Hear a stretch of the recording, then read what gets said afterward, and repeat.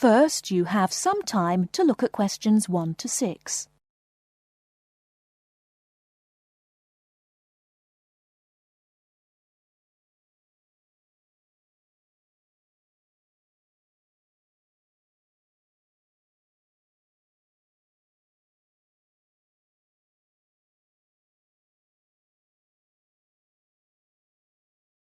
You will see that there is an example which has been done for you. Hello, my name is Dave Burns, and I'm here to tell you about the welcoming party we're having for new students. Unfortunately, the information on your invitation is inaccurate.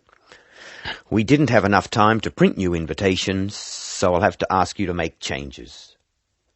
To start with, this isn't a welcoming lunch, it's a dance party. However, the next line is true. The party will be held at Blackwell House. Is everybody comfortable with that?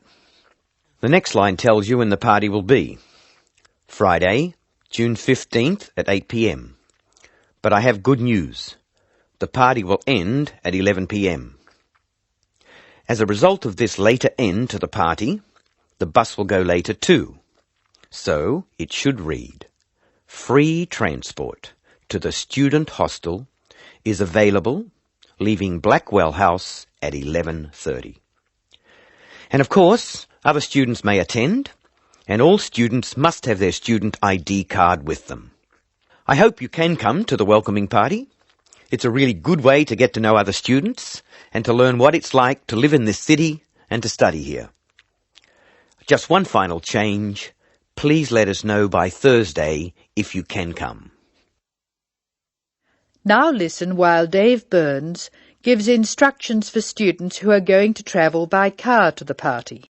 Before you hear the rest of the conversation, you have some time to look at questions 7 to 10.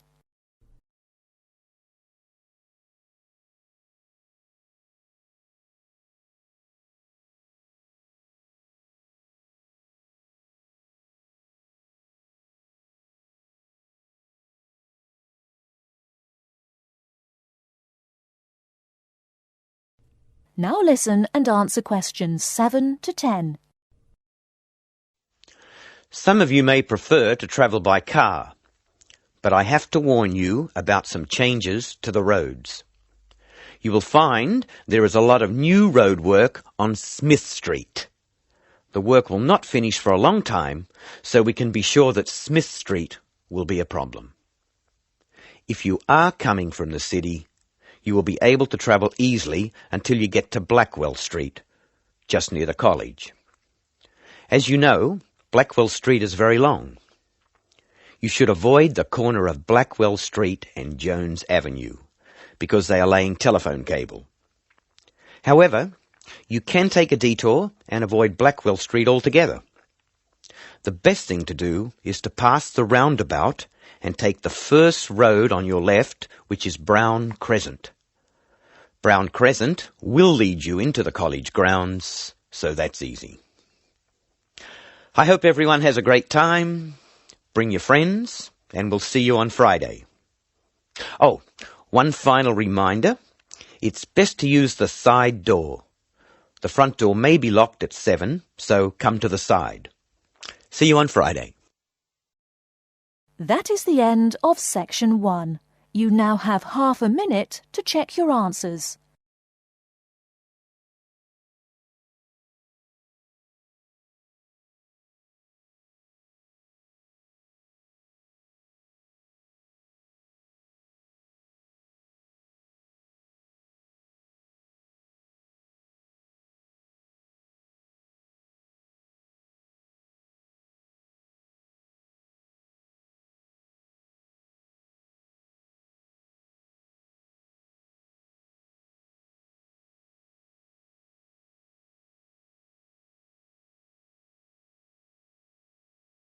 Section 2. In this section, you'll hear an introduction about ancient architectures. First, you have some time to look at questions 11 to 20.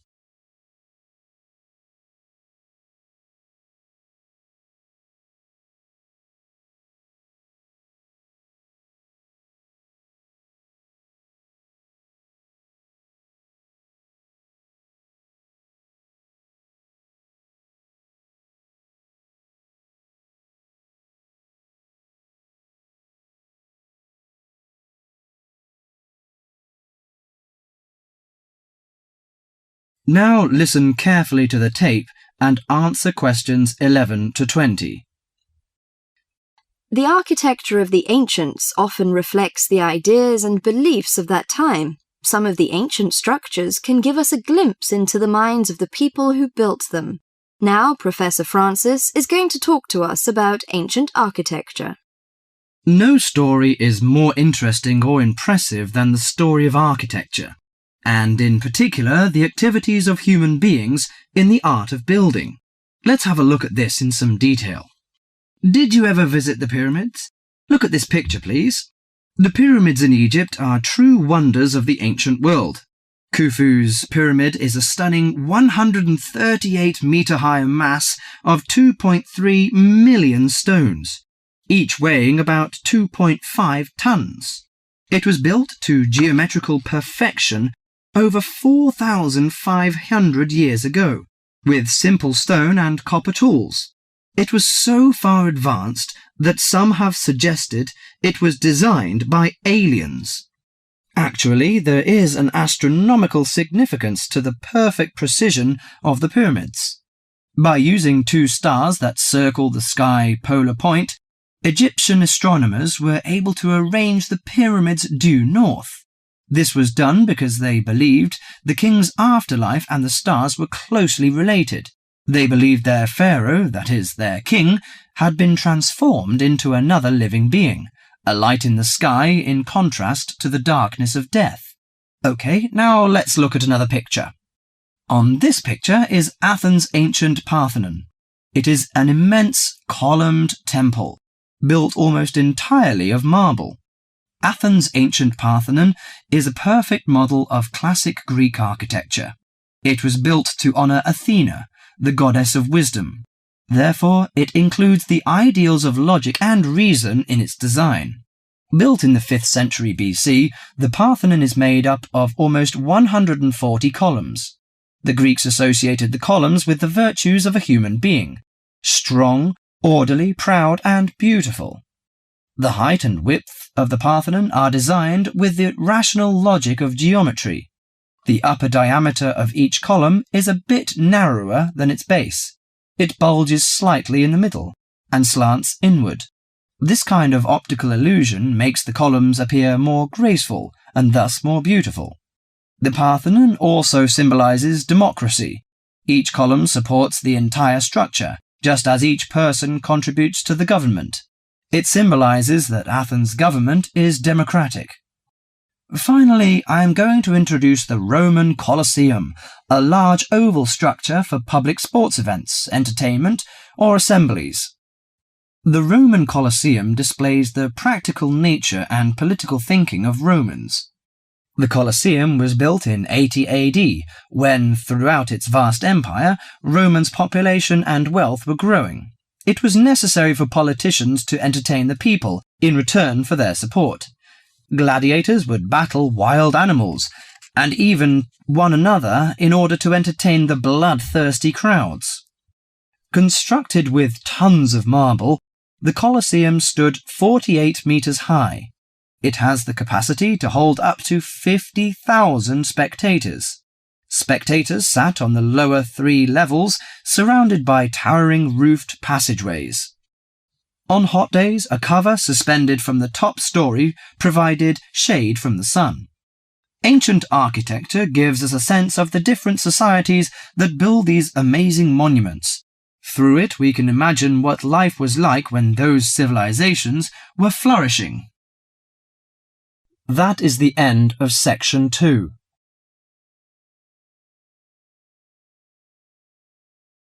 You now have half a minute to check your answers.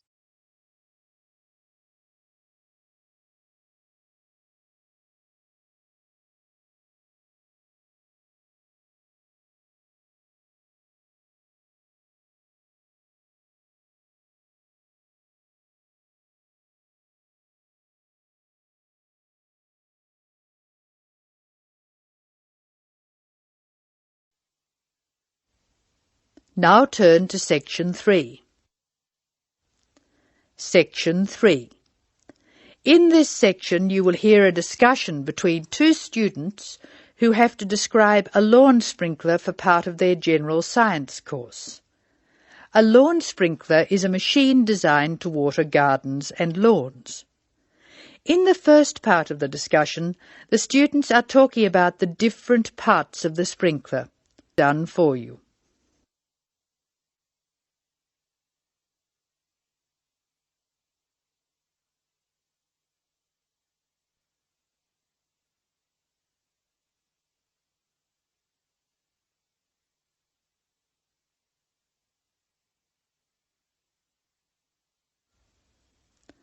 Now listen to the conversation and label the parts of the sprinkler on the diagram. Choose from the box. There are more words in the box than you will need. Hello, Scott. I believe you're going to be my partner for this practical session. Have you got the model set up? Yes, it's right here. The instructions say we have to describe it first and label the diagram. I've started from where the water enters the machine. The water enters through a hose pipe and then it turns a water wheel. You can see where the wheel is marked by an arrow pointing upwards. It's called a water wheel because it's designed so the water will catch against the wheel. This action spins a series of gears. How are you going to describe the gears? There are 2 worm gears, one vertical and one horizontal. The horizontal worm gear drives a circular gear. That gear is connected to a crank which changes the motion. The crank is already labelled. Do you see the 2 white arrows? I see. Okay. The water has passed across the water wheel. Then what? Okay. Then you could say the water passes through the spray tube. Yes, I see. And the water is then spread over the lawn through holes at the top of the spray tube. How are you going to describe the base? How about this? The sprinkler stands on a base consisting of 2 metal tubes which join at a hinge at one end and continue into a plastic moulding at the other. That's certainly starting at the bottom. Do you want to mention that there's no water in the base? I don't think that's necessary. If you look at the diagram, it's easy to see that the only metal tube to contain water is the spray tube. You can actually see the water coming out of it. Now listen while Linda and Scott's instructor, Mark Stewart, talks to them. Answer questions.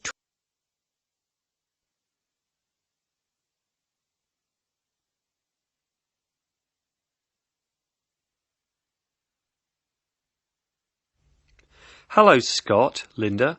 I'm glad I caught you before class. Did you know about the change in examination schedule? Change? Yes, the last day of examinations for your group will be December 2nd instead of November 29th. Is that definite? We were told they'd be on November 26th, and then there was a rumour they'd be on December the 1st.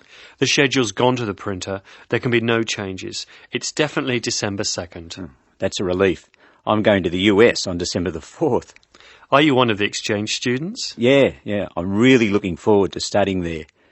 Do you know if their general science courses are anything like ours? It's not very likely.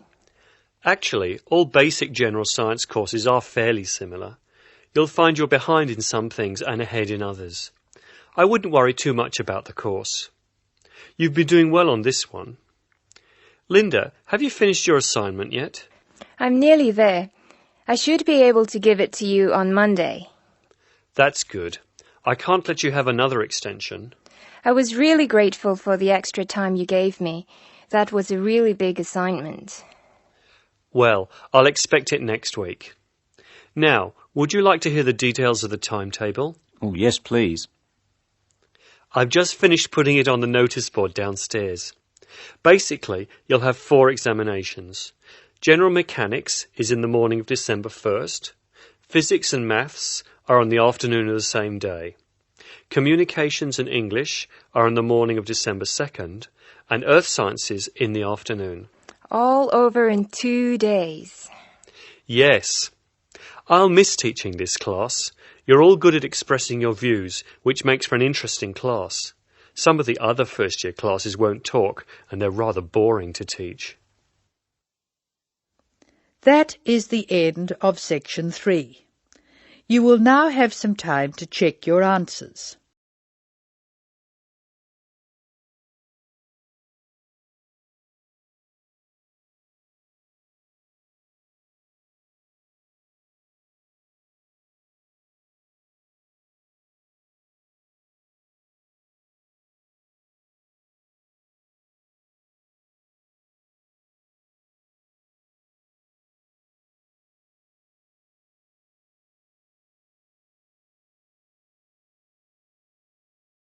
Section 4. In this section, you'll hear a conversation between a tutor and a student about the strategies of note-taking. First, you have some time to look at questions 31 to 40.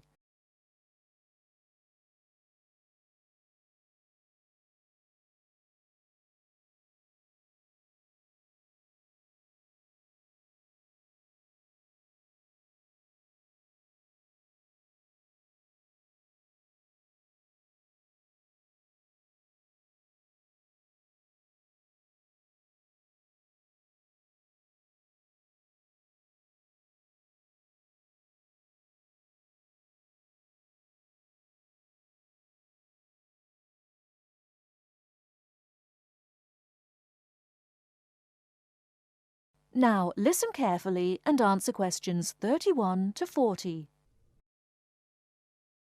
Hi, Mr. Smith. I wonder whether you can spare several minutes with me. Sure. What's your name, please? John Murray. Good, John. What can I do for you? Well, I am a freshman in the communication faculty. I quite enjoy the life here, except for the difficulty I have in the lectures. You know, I find it difficult to take notes when I listen. If I take notes on my notebook, I can't concentrate on the lecture. But I feel frustrated after the lecture if I don't write down anything. As we know, note-taking is a complex activity which requires a high level of ability in many separate skills. At least 4 important skills are needed. 4? I don't expect so many. I think that needs 1 or 2 skills. Firstly, you have to understand what the lecturer says as he says it. That means you should try to develop the ability to infer the meaning of unfamiliar words from the context. You cannot stop the lecture in order to look up a new word or check an unfamiliar sentence pattern. Yes, that puts the non-native speaker like me under a particular severe strain. Often I may not be able to recognize words in speech which I understand straight away in print. So the ability of inferring is important. Of course, you won't always be able to do this successfully. You must not allow failure of this kind to discourage you, however. It's often possible to understand much of a lecture by concentrating solely on those points which are most important. But how do I decide what's important? Well, that's in itself another skill I'd like to tell you. At first, the most important piece of information in a lecture is the title itself. If this is printed or referred to beforehand, you should study it carefully and make sure you're in no doubt about its meaning.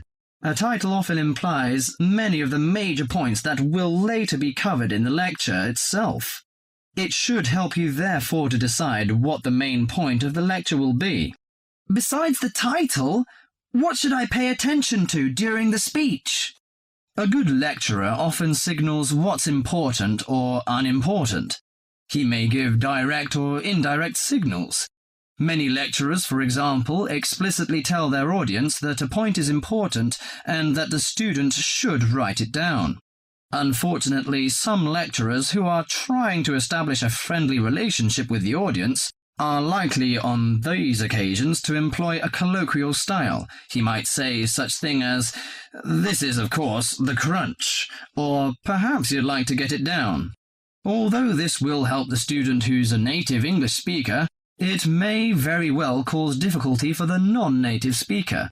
You'll therefore have to make a big effort to get used to the various styles of his lectures. I see. You mean I should get used to some colloquial expressions of the lecturer and write down the points he recommends us to take? That's right.